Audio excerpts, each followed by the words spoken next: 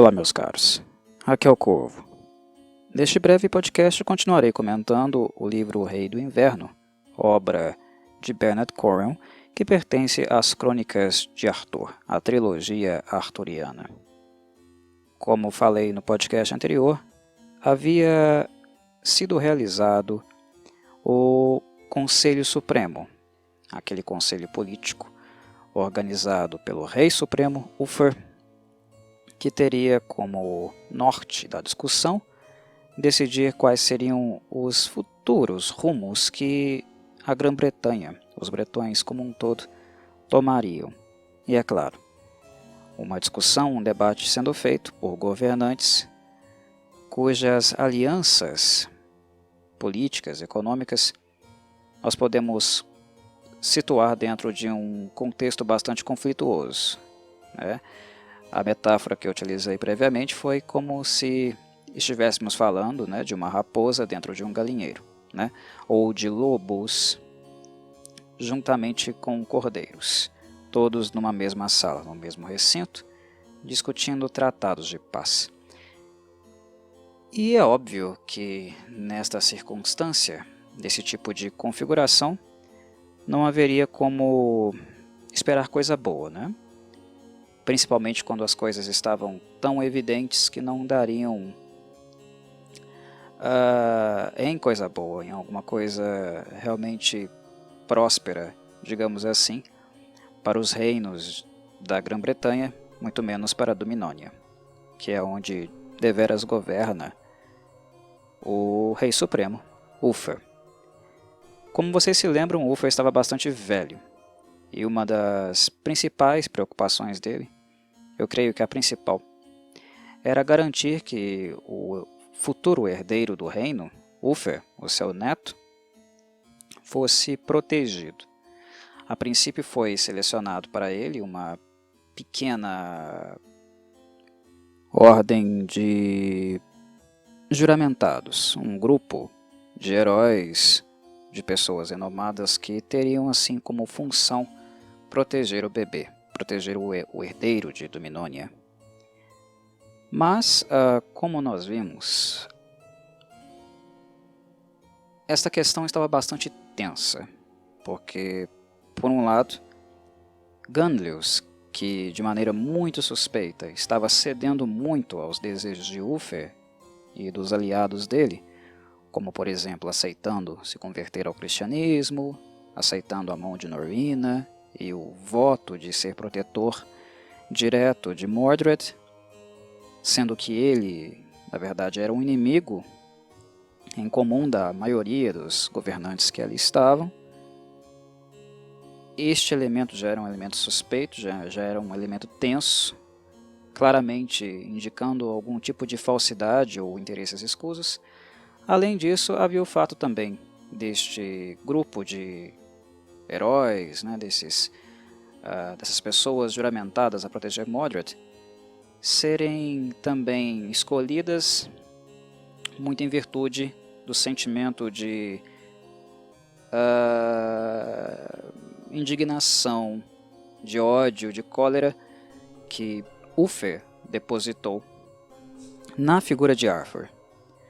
Ele depositou na figura de Arthur a culpa pela morte do seu filho, do Mordred pai, né? Arthur foi tomado pelo Rei Supremo como bode expiatório.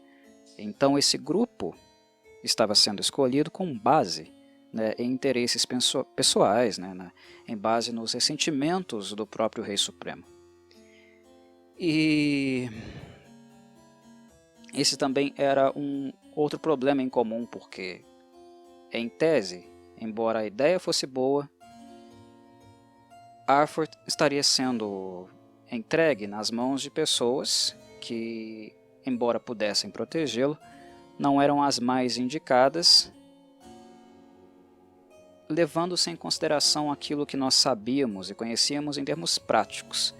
Quem é aquele que melhor poderia proteger a criança? Eram essas pessoas que estavam indicando agora.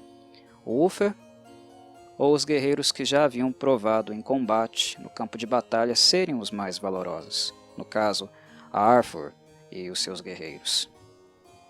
Obviamente seria a segunda opção, mas dos males o menor, né? Porque sabiamente, né, de maneira bastante interessante, a Nimue intervém. Quando ela percebe que a Morgana iria ceder aos desejos do rei, do seu pai, que embora a negue, ela continua ainda submissa aos desejos dele, né? Ela não se atreve a questioná-lo mesmo na posição de sacerdotisa, representante de Merlin. Ela estava ali nesta condição, mesmo assim ela não o questiona. Quando Nimue percebe que ela não vai fazer isso, ela intervém. E ela intervém de certo modo que... Bem, é bastante interessante quando nós percebemos uma obra sendo narrada e escrita, construindo um contexto de ambiguidade. Ambiguidade é a maneira como eu descrevo as cenas onde supostamente há algum elemento sobrenatural acontecendo. Nós, leitores, sempre ficamos com aquela percepção, com aquela sensação. Isso é real ou não? Isso realmente está acontecendo? Nimue deu várias vezes sinais de que parte das peripécias, das representações dela, nem sempre são realmente poderes sobrenaturais que estão agindo. São meras representações, realmente. Uma apresentação cênica com o interesse de convencer aqueles que assistem essa representação de que aquilo que ela está fazendo é algo realmente oriundo de uma fonte sobrenatural. O desejo dos deuses, por exemplo. É uma forma de conseguir o que se quer, representando, dissimulando. Mas Nimue tem sempre aquele aspecto de que algo nela pode ser realmente verdadeiro. Inclusive isso faz parte, né, da crença da própria personagem, de que há deuses bretões, de que eles realmente existam. E o apego, o apreço que ela tem, né, pela tradição, pela religiosidade dela, também dá margem para que nós interpretemos que a própria Nimue acredita em certo nível, né, nas forças sobrenaturais. Mas é interessante como o Bernard Cornwell vai trabalhar com essa questão aqui, com esses conceitos. Porque quando a Nimue faz algo que nós podemos, né, inserir num contexto fantástico, apreciar de maneira fantástica como algo de uma expressão metafísica, o que é utilizado de fato são sempre elementos do real, elementos do material. Como isso se dá? Quando ela faz algo, ela normalmente faz algo utilizando elementos da natureza, elementos que são elementos que existem, são reais e acontecem no mundo. Eles são utilizados por ela de maneira a convencer que aqueles elementos naturais, aqueles indicadores, tudo que está acontecendo ali é algo além do que as pessoas estão vendo, sentindo, presenciando. Que há um elemento ali de sobrenatural, do sobrenatural no caso, né? O exemplo que ela deu no Conselho Supremo, né, na verdade o autor que nos deu esse exemplo, né, fez a nós essa descrição, eu acho que é perfeito nesse sentido para a gente poder perceber o que de fato é um druida, o que de fato ele faz, porque a Nimue ela estava escutando todo aquele discurso, todas aquelas nomeações dos possíveis protetores do Mordred, quando na verdade o mais indicado a essa proteção, a esse zelo, claramente era o Arthur, né?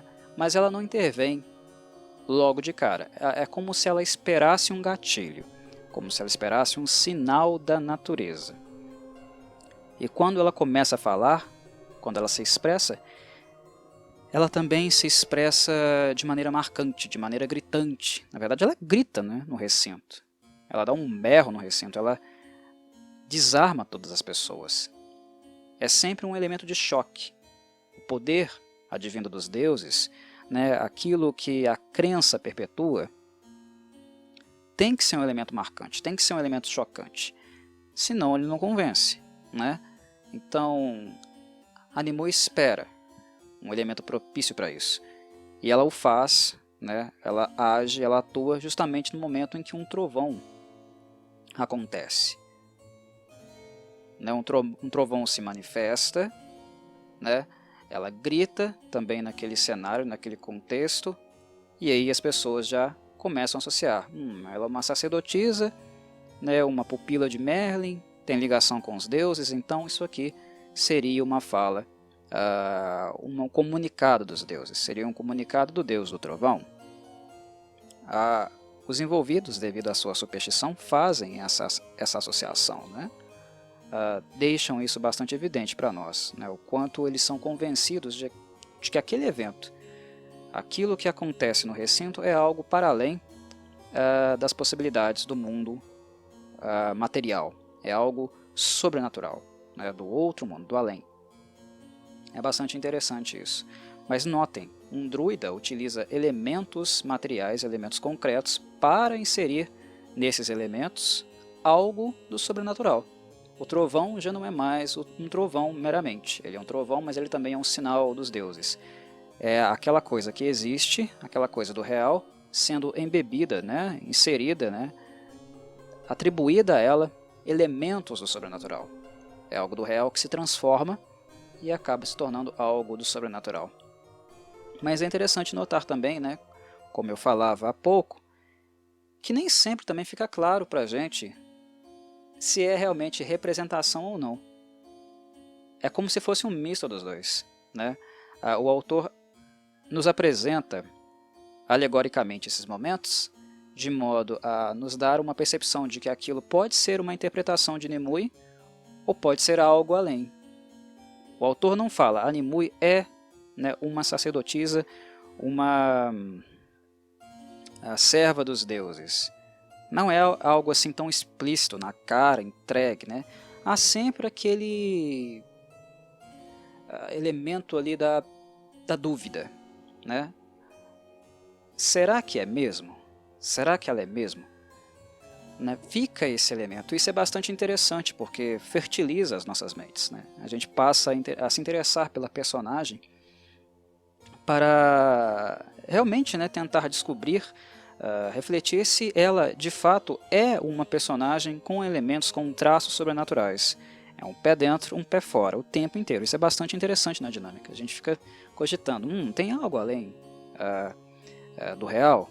Até porque, né, as crônicas de Arthur, a história de Arthur, tem elementos sobrenaturais, elementos do fantástico. Dependendo de quem conta, eles são mais sobrenaturais ou mais realísticos. Depende do autor. Depende do autor que irá fazer, né, contar uma história relacionada ao Arthur e os personagens do universo dele. Então a gente fica cogitando. E a escolha do Bernard Cornwell por esse approach, por essa ambiguidade, é muito interessante nos seus escritos. Mas enfim, como a Nimue intervém e com qual propósito ela intervém? Ela intervém de forma a fazer valer, né, uma palavra superior, uma expressão de poder superior, uma autoridade superior à autoridade já imposta, né, pelo Rei Supremo, por Uther. Ele tem uma autoridade de monarca. Ninguém poderia estar acima dele, ou dar uma direção acima da qual ele pode dar. Ele é o Rei Supremo, já está, né, explícito no cargo, né, na hierarquia. Ele é o Rei Supremo, ele decide tudo. Ele pede conselhos, mas a palavra final é a dele. Não teria como Nimue bater de frente com um Uther.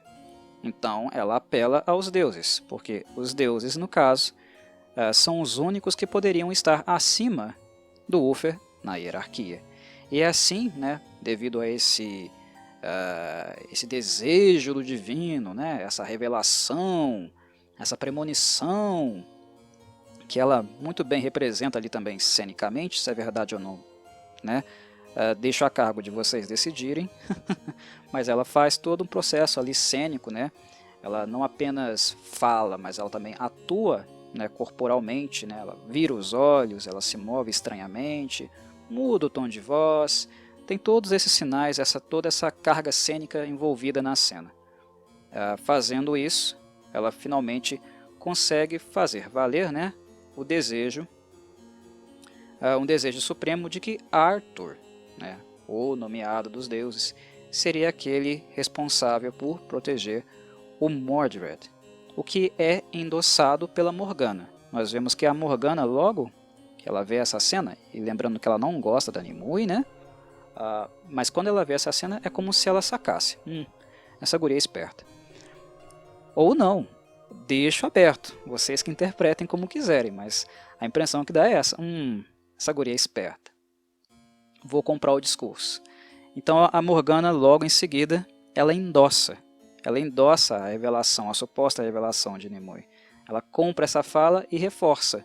Mas notem que na Morgana não há nenhum elemento sobrenatural acontecendo. Não há nenhuma manifestação, né, sobrenatural. Ela não interpreta nada. Ela só compra o discurso. Na verdade, ela endossa o discurso. Parece-me um movimento ali, né, de convencimento, de persuasão, e não necessariamente um elemento sobrenatural. Mas é assim então que o Arthur e seus guerreiros são nomeados e são encarregados de proteger o bebê Mordred, né, o futuro rei, governante de Dominónia. Arthur, no caso, ele estava servindo a um outro reino, né, um reino que inclusive é descrito de maneira bastante romantizada para nós, né? O Arthur carrega essa questão romântica de um governador, né? Aquele que dá condição de vida digna aos pobres, que é justo, cercado de guerreiros valorosos.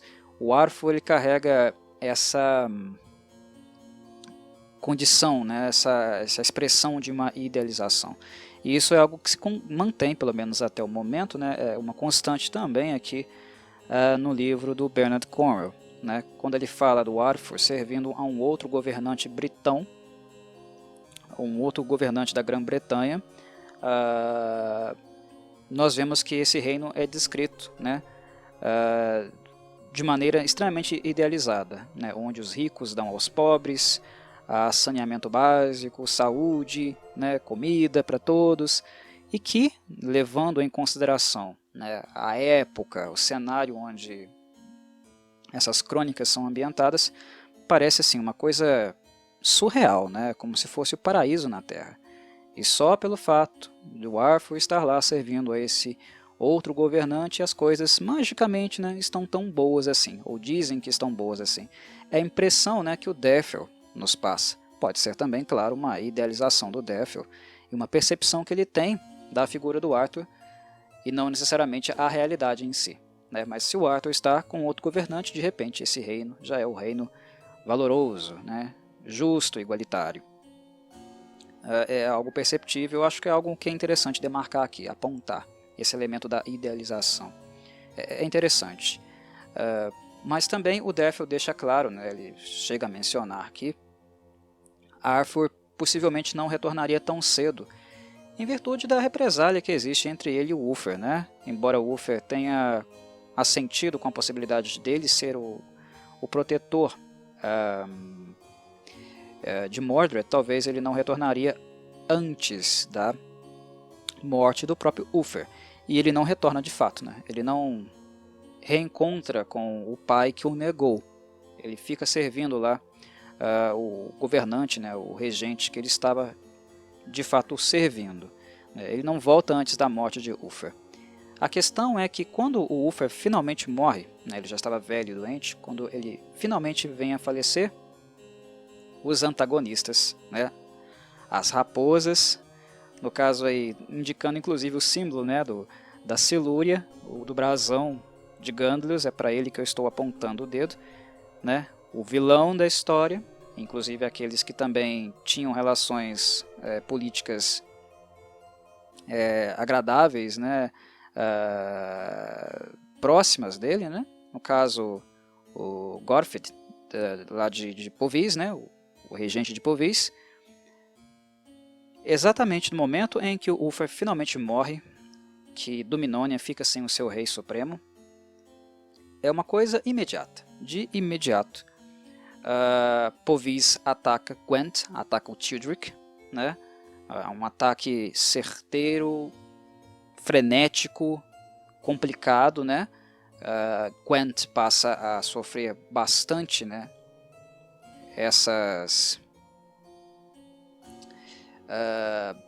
As baixas, né, que Povis começam a dar a eles, né? Inclusive, nós percebemos também alianças sendo feitas com saxões, né? O ataque de Povis também tem alguns saxões envolvidos, o que é bastante curioso, né? E isso também faz com que várias tropas, né, vários defensores, como por exemplo o Owen, o herói, né, o campeão de Dominónia, divida atenções entre a criança, né, entre o futuro rei Mordred e esse ataque. Ele divide a atenção, ele divide parte da sua infantaria, tentando ajudar também, né, aquele que é um aliado, era um aliado de Ulfar, né, o Tildric. Isso reduz as forças, né, onde elas deveriam estar acentuadas, né, ele acaba tendo que dividir a atenção, ele acaba tendo que ajudar Tildric nesse momento difícil, né, e isso acaba também por fragilizar um pouco Dominónia, né, em termos de proteção e infantaria, inclusive também Innis Widrin, que é onde Norwina, né, e o Mordred, o príncipe Mordred, estavam ali crescendo, porque quando Norwina se casou com Gandlius, né, o matrimônio entre os dois realmente aconteceu, ele não quis saber de ficar com ela, né. Na mesma noite ela foi mandada de volta para Innis Widrin e lá ficou. Foi apenas, obviamente, como já tudo indicava, né, apenas um matrimônio político, né, de interesse dos envolvidos. Para lá eles foram mandados, né.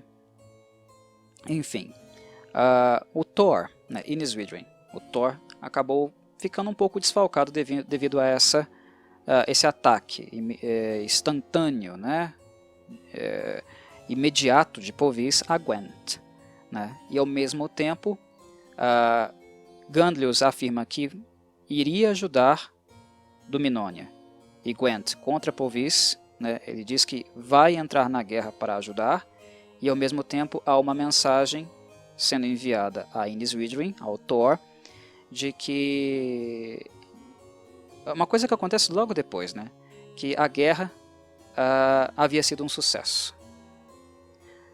Algo que, pela sagacidade, né, pela inteligência, pelo fato de conseguir ler bastante o contexto, as sacerdotisas de Merlin, Nimue e Morgana não compram esse discurso. É bom demais para ser verdade, né? Uma raposa, um inimigo, cumprindo com o seu juramento, fazendo tudo bonitinho, defendendo Mordred, ninguém compra esse discurso, né? A Norwina compra. A Norwina, quando recebe essa notícia, inclusive a notícia de que ela seria levada embora do Thor, esse lugar pagão que ela não quer ficar, né, porque ela é cristã fervorosa, ela compra esse discurso. Ela compra a fantasia de que ela finalmente transformaria, né, o reino da Silúria em um reino cristão, que ela teria um lugar cristão para criar o Mordred, ele cresceria em um ambiente voltado aos ensinamentos dos cristãos, né? Ela começa a maltratar todos que ali estão em Innis Widrin, né, que ainda são apegados às fés pagãs, né? Tudo parece caminhar para um desfecho perfeito dos conspiradores, né, dos antagonistas. Tudo o que eles queriam a eles vai sendo entregue, né, de mão beijada. Não é necessário nem fazer um grande esforço para que isso aconteça, né? E Gandlius afirma que vai a Innis Widrin tirar a Norwina de lá e o Mordred consigo, né? Só que nem todo mundo, como eu falei, compra esse discurso. Deathor fica desconfiado, né? Mas aqueles que podem agir realmente, né? Na verdade, aquelas, porque são as duas mulheres, né? É Norina e Nimue. São elas que poderiam dar os indicativos, os sinais de que era uma emboscada, né? Isso tudo acontecendo logo após a morte de Uther era uma estratégia de guerra, né? Trazer para próximo de si, né, os seus inimigos, é ter uma visão mais clara da forma de como atingi-los. Isso valia tanto para o Uther quanto para o Gandlius, mas quem morre de velhice é o Uther. E quem fica com a vantagem naquele momento, naquele instante, é o Gandlius. Morgana e Nimue percebem isso, só que elas são enxotadas, elas são chamadas de feiticeiras, maltratadas por Nowina porque ela está cega, cega pela fé dela, que a impede de perceber que o marido dela, né, o recém-marido dela, Gandlius, não tem nenhum apreço por ela e muito menos pela fé dela. Ele é um sujeito também, né, voltado para as antigas religiões dos bretões. Ele nunca tirou Tanarbus, o druida, do lado dele. Ele nunca agiu, né, ou se comportou segundo os preceitos da fé cristã. Só que ela está cega por essa fé, por essa fantasia, né, de varrer de toda a Grã-Bretanha, né, as antigas religiões, as religiões pagãs. Então ela recebe o Gandlius de braços abertos dentro de Inniswithrin. Por mais que Morgana e Nimue tenham se reunido, as duas que são rivais, tenham se unido para fazer previsões, premonições, né, no caldeirão, ler o futuro na água e revelar que o Thor, isso é bastante interessante, hein, porque elas falam isso antes de acontecer, e acontece de fato. Elas falam que o Thor vai ser invadido, que o inimigo virá, né, que eles tinham que sair dali às pressas. Ela não escuta. E quando Gandlius chega, ele chega com Tanarbus. O homem que disse que viraria cristão chega com seu druida, né, e chega com a mulher, realmente a mulher que ele tem um relacionamento, né, a Ladris. Tudo era um indicativo que ele faria o checkmate, né, que ele se aproximou de todos, se aproximou do herdeiro do reino de Dominônia, para, no momento propício, finalmente enfiar a faca neste herdeiro, na mãe dele, né, destruir todo o legado, né, tudo aquilo que remete, né, à linhagem de Uther, da família dele, destruir tudo relacionado a eles, né, a Merlin, inclusive, né, a Inniswithrin, e ele, claro, tomar, né, este lugar, tomar o lugar de governante dessas terras, né.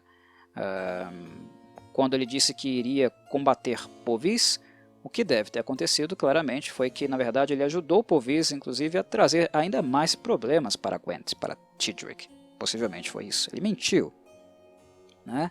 E quando ele chega em Inniswithrin, muitas pessoas tentam impedir a Norina de abrir os portões, deixar que ele entre, mas ela não escuta. Ele entra, mata ela com uma brutalidade assim horrenda mesmo, né? Uma cena gráfica muito